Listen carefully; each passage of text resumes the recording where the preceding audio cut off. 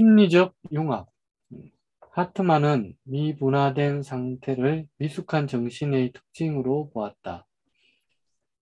미분화 상태란 태어났을 때처럼 자아, 초자 구분이 생기지 않은, 심지어는 리비도와 공격성이라는 기본적인 욕동들마저도 분화되지 않은 상태를 말한다. 스피츠는 유아를 처음에는 미분화 되어 있으면서 동시에 비분화란 유아 단독의 이미지에서 어머니와 유아라는 새로운 이미지로 발달적 관심이 옮겨가면서 새로 만든 용어로 된 존재로 기술함으로써 초기 생애에 대한 정신분석학적 초점을 재조정했다. 자, 여기서 굉장히 중요한 얘기가 나오는데, 하트만이 봤던 부분은 undifferentiated matrix라는 용어를 썼던 것 같은데, 그래 미분화된 매트릭스 상태로 우리는 태어난다 이렇게 본 거죠. 그러니까 저는 그냥 미분화된 매트릭스라 undifferentiated 매트릭스라 말은 그 비유적으로 미분화된 모판이다. 뭐 이런 식으로 그냥 설명하려고 하는데, 이 매트릭스라는 개념 속에서는 아직은 그 속에 많은 것들이 포함되어 있지만 전혀 분화되지 않은 상태로 태어난다. 이제 이 이론은 어쩌면 프로이드의 이론과 다르죠. 프로이드는 우리가 태어날 때 이들을 가지고 태어난다고 봤죠. 그래서 이들을 가지고 그 원본능 덩어리로 우리가 태어나는데, 이 얘기는 다른 말로 하면 동물로 태어났다는 얘기잖아요. 원본능을 가지고 태어났는데 거기서부터 현실과의 관계를 맺는 우리의 이드의 일정 부분이 이고로 발달한다. 그래서 어떤 현실과의 접촉 기능 속에서 현실과의 관계를 맺으면서 여기서 이고가 성장하게 된다. 그래서 이드로부터 이고가 성장한다는 이론을 가지고 있었는데, 여기서 하트만이 그렇게 볼 게 아니고 우리는 처음 태어날 때 뭔가가 분화되지 않은 상태, 미분화된 상태로 어떤 덩어리, 우리의 마음으로 친다면 마음의 한 덩어리를 가지고 태어났다. 이제 이렇게 보는 거죠. 그래서 그 속에는 이고도 이드도 슈퍼 이고도 아직 구별되지 않고 있다는 얘기죠.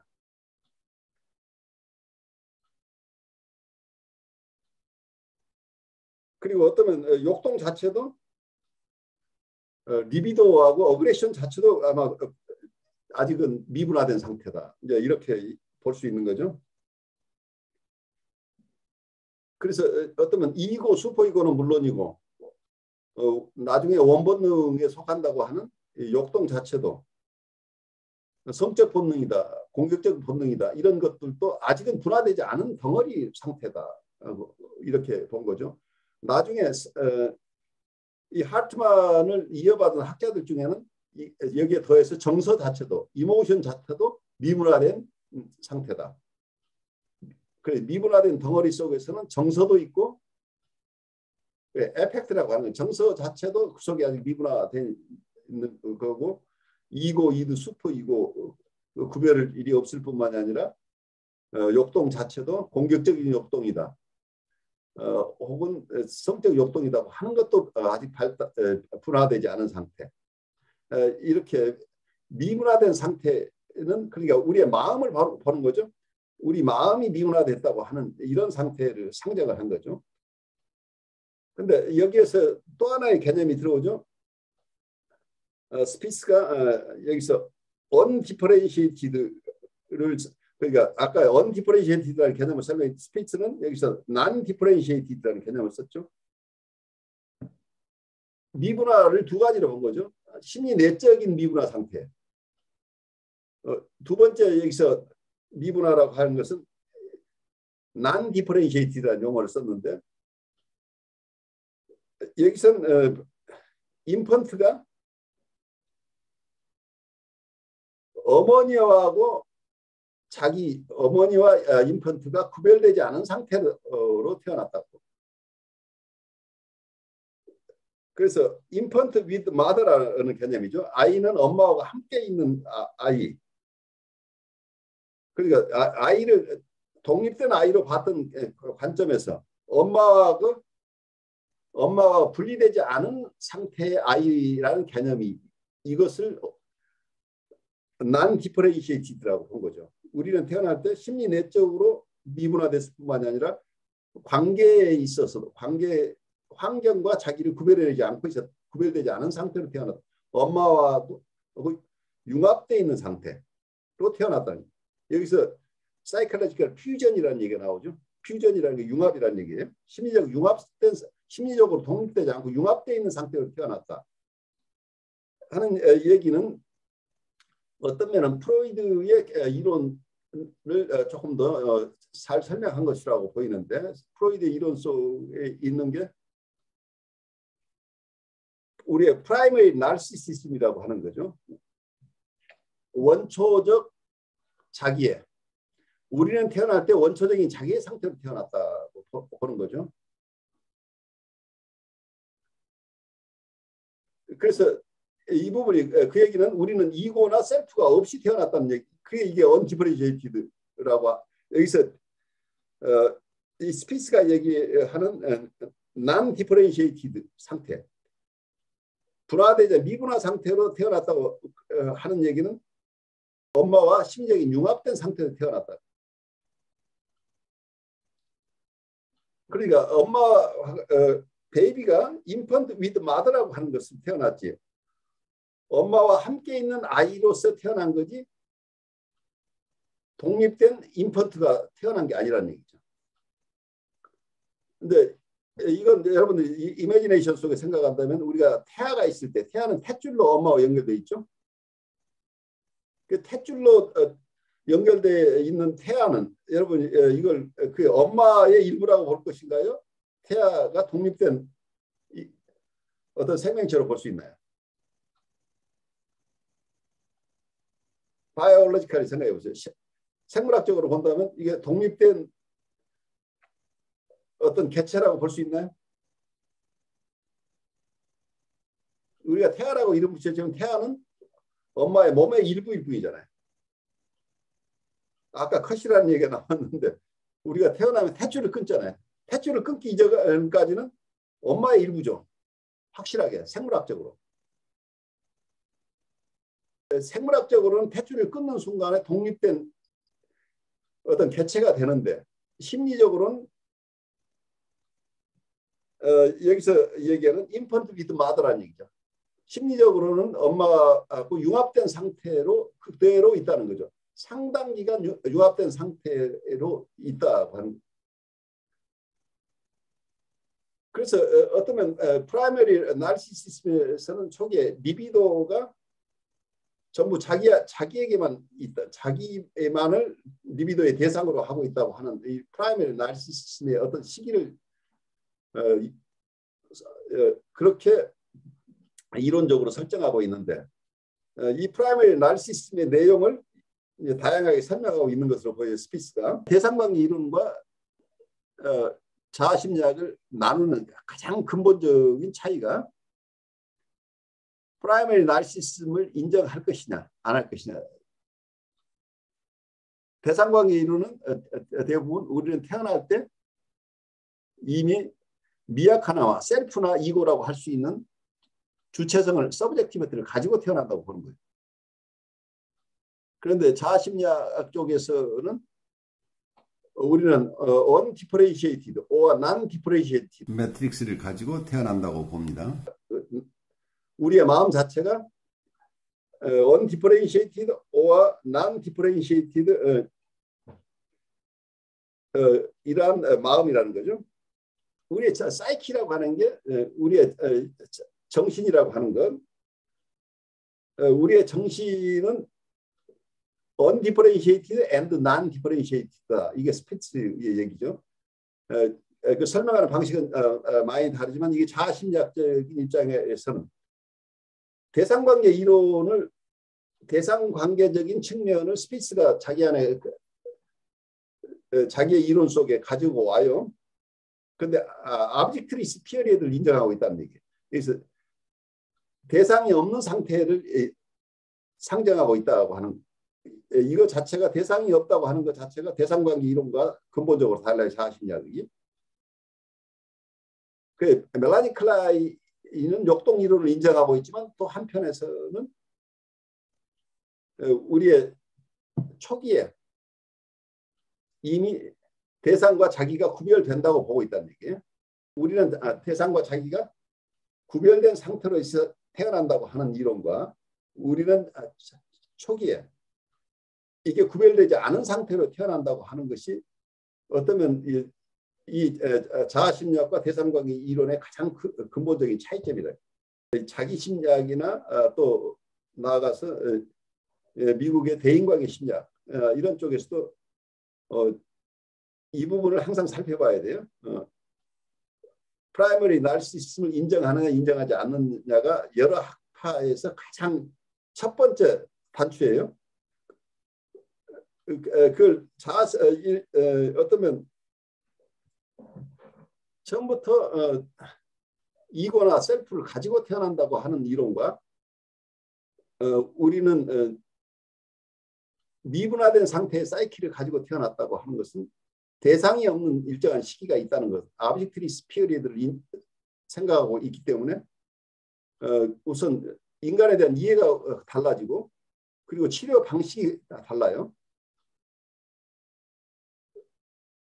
치료 방식이 다른 게 어쩌면 우리가 미분화된 상태에 있다고 한다면 대상과 자기가 구별되지 않은 이런 혼란스러운 상태가 우리는 처음 그런 상태로 태어났다고 한다면 우리 정신분석 치료 과정 속에서 퇴행이 심하게 일어나는 경우에 퇴행이 심해서 어떤 이런 심적인 융합 상태로 퇴행이 일어날 것 같은 프라이머리 나르시즘 단계로까지 퇴행이 일어날 가능성이 있을 때는 보통 정신분석적인 치료를 하는 분들이 바로 카우치에서 이 사람 일어나라고 그러고 현실 치료로 전환한다는 얘기예요. 위험하다고 보는 거죠. 왜냐하면 그 상태에 가면 사이카틱한 상태로 가기 때문에. 그렇지만 대상관계 이론가들은 이러한 프라이머리 나르시즘이 있다고 생각하지 않아요. 그건 대상관계 이론은 왜 이렇게 혼란스러우냐면 프로젝티브 아이덴티티를 너무 많이 방어 기제를 많이 사용하다 보면 자기 셀프를 대상에게 투사하고 그리고 대상을 자기한테 인트로젝션 하니까 프로젝션과 인트로젝션이 너무 많이 일어나게 되면 굉장한 혼란스러움이 있게 된다. 그 혼란한 상태를 얘기하는 것일 뿐이지 처음부터 자기와 대상을 구별하지 못하고 미분화된 상태로 우리가 태어나는 게 아니라는 것 때문에 그런 미분화된 상태로 사이카틱한 상태로 회귀한다고 하는 것 자체가 에 대한 두려움이 없다는 얘기예요. 심리적으로 이런 프라이머리 나르시시즘 단계를 인정하는 이론 자아심리학 쪽에서는 이런 상태로 갈 것에 대한 두려움이 있기 때문에 해석적인 접근을 하다가 퇴행이 심해지면 이분은 정신분석적인 치료는 더 이상 하면 안 돼. 그러면서 이분을 정신분석적인 치료가 아닌 방식으로 이분을 다뤄야 된다고 보는 이유가 이 프라이머리 나르시시즘 이론과 굉장히 연결되어 있다는 얘기예요. 우리의 발달 초기 단계가 어떤 상태냐에 대한 이론이 다르다는 얘기예요. 대상관계 이론 쪽에서 처음부터 미약 하나와 셀프가 있고 그러니까 서브젝티브한테 주체성이 있는 단계로 우리는 출발했기 때문에 미약하지만 해석을 하더라도 그렇게 자아심리학자들이 생각하는 것만큼 프라이머리 나르시시즘 상태에서의 퇴행이 아니고 이분이 혼란스러움을 경험하고 있다면 오히려 그 혼란은 지나친 투사나 지나친 내사 때문에 이분이 혼동 상태에 빠져 있기 때문에 이분들도 해석을 통해서 도와주는 것이 오히려 도움이 된다고 보기 때문에 이런 사이카틱한 환자에 대해서 대상관계 이론에서는 해석을 해요. 해석을 통해서 이분들을 치료할 수 있다고 하는 이런 치료 라인을 견지하고 있는 이유가 이 프라이머리 나르시시즘을 인정하지 않고 있기 때문이라는 거죠. 그래서 사이카틱한 사람의 심리 상태를 이해하는 건 초기 유아의 상태에 대한 이해하고 서로 연결되어 있기 때문에 우리의 발달 초기 단계가 무엇을 어떤 상태에서 시작하느냐를 가름하는 이런 이론, 초기 이론들은 굉장히 중요한 거죠. 그러면 심리적인 융합 상태에서 우리가 태어났다고 하는 이 이론과 우리는 융합 상태가 아닌 상태로 우리는 주체성을 가지고 자기의 서브젝티비티 혹은 이고나 셀프를 가지고 태어났다고 하는 것의 차이는 굉장히 큰 차이를 계속해서 드러내는 거죠. 그래서 각 학파들이 서로 근접하게 서로 이해를 하지만 근본적인 이 부분을 서로 놓지 못하고 있어요. 그래서 아무리 가까워져도 가까워지는데 한계가 있죠. 서로. 또 그 부분이 꼭 어느 하나로 통일해야 되는 것은 아니라고 봐요. 저는. 어쩌면 이 두 가지가 다, 이 이론이 다 필요할지도 모른다는 생각이 들어요. 오늘 수업에서 여러분 남는 것을 잠깐 나누죠. 저는 이제 지난 시간에도 이렇게 느꼈던 건데, 제가 그냥 피상적으로 알고 있었던 뭐 하트만이나 스피츠가 그냥 교과서에서 쓱 지나가는, 그냥, 그리고 그 연구 결과가 그냥 굉장히 좀 상식적이고 되게 당연한 걸로 생각했거든요. 뭐 이런 것 가지고 여기 뭐 책에 나올 이유가 있나? 이런 생각할 정도로, 이제 하고 있었는데, 이번 시간에도 이 스피츠의 그 내용을 좀 이렇게 듣다 보니까, 음, 굉장히 깊이 있다라는 생각을 많이 했습니다. 오늘 수고하셨어요. 우리 또 강 목사님도 좀 나누시죠. 저는 이게 발달이라는 말에 대해서 좀 생각을 했었거든요. 그 뭐 발달이라는 말을 쓰는데 이제 문제는 원래 발달이라 그러면은 이게 발달해 나가면은 더 나은 무언가가 되고 나면은 이제 거꾸로 돌아가기가 쉽지가 않은데 그 발달이라는 말을 너무 뭐라 할까요? 너무 자꾸 이제 전진해 나가는 말을 갖다가 좀 변화가 일어나는 데다가 그냥 막 다 집어넣는다는 그런 생각도 들거든요. 네. 그래서 저는 또 발달이라는 말보다는 그냥 전개라는 말이 개념적으로는 더 낫다 싶은 생각이 들더라고요. 그러니까 뭐냐면은 그 이전에 있었던 상태에서 전개돼 나가니까 또 폭이 넓어지는 것이지 이게 이전의 것이 없어지는 게 아닌 것 같아요.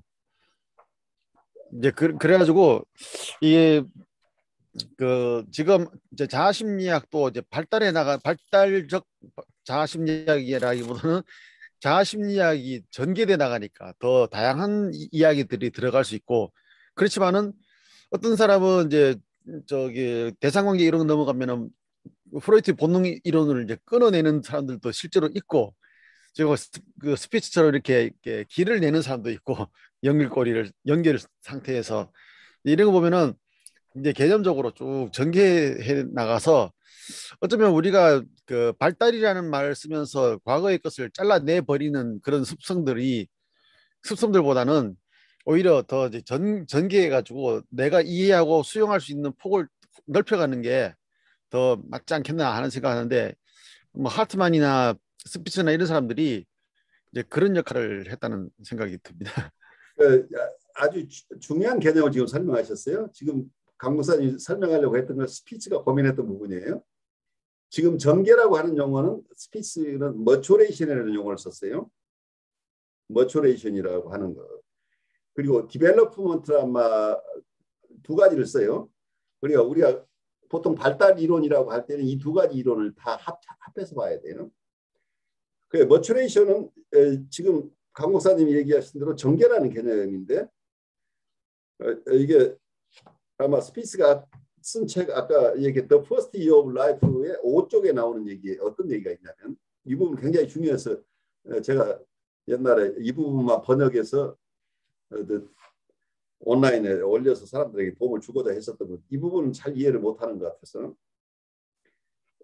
여기서 머추레이션은 어떻게 얘기하냐면 The unfolding of phylogenetically evolved and their inborn functions of the species which emerge in the course of embryonic development or are carried forward after birth and become manifest at later stages in life.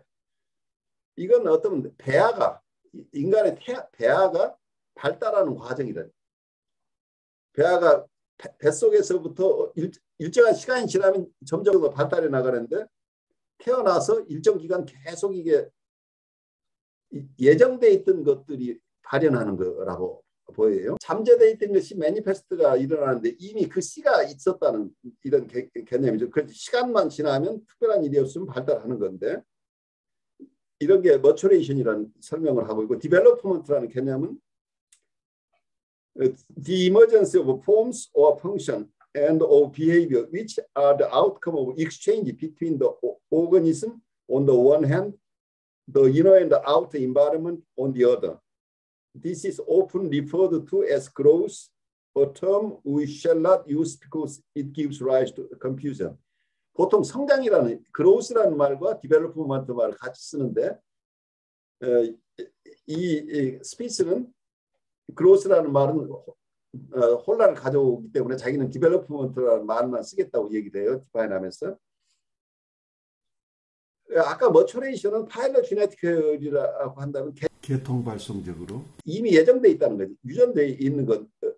그거 유전돼 있는 것은 이미 배아 속에 있던 것이 발현해 나가는 과정이다. 전개돼 나가는 과정이라고 이렇게 머추레이션은 특별한 일이 없으면 머추레이션은 일정한 시기가 되면 발달해 나가는 거죠. 말하자면 우리가 줄기세포로 연상해 보면 줄기세포 속에서는 이미 어떤 것으로 발달할 이미 예정돼 있는 어떤 가만히 있을 때가 되면 이게 손으로 수족이 되고 어떤 건 머리로 가고 어떤 것은 이렇게 발달해 나가는 것. 이게 머추레이션이 일어난다고 보는 거죠.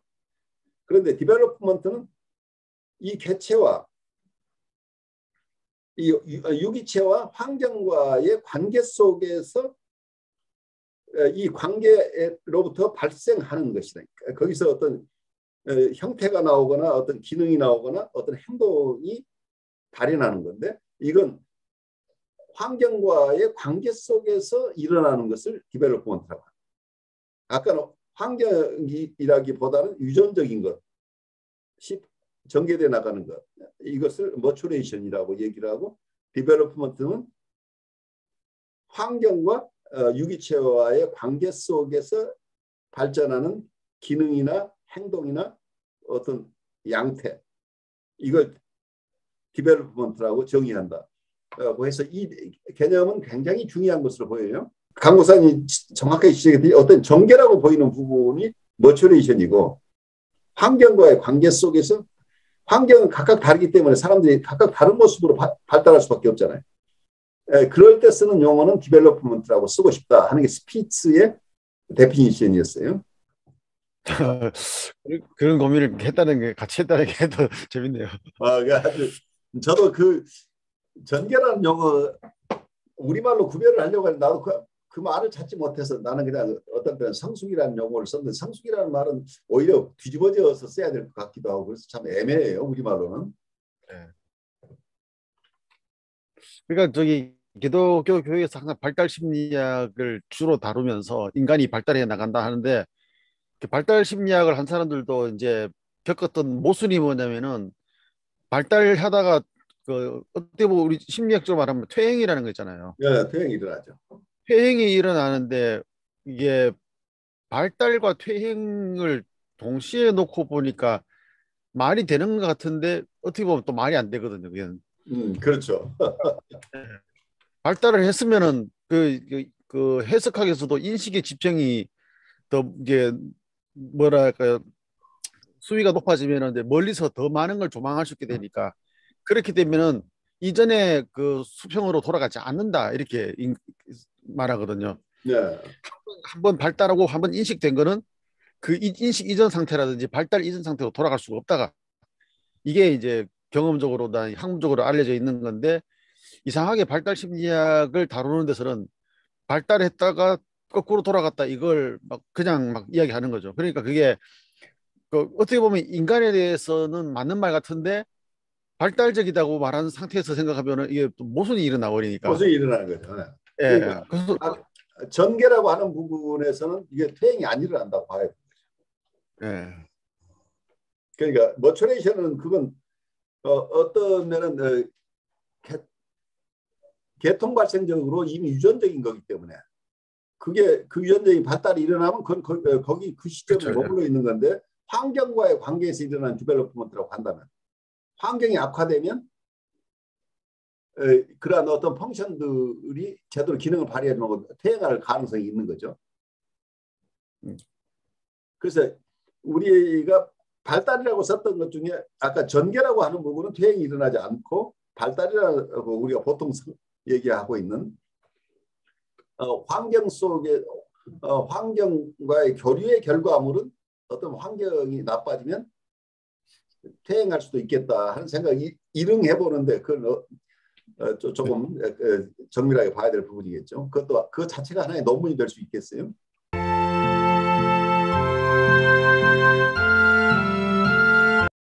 여러분 안녕하십니까? 혁신 라이프 코칭 연수원 ICC 창설자 신현근 정신분석학 박사입니다.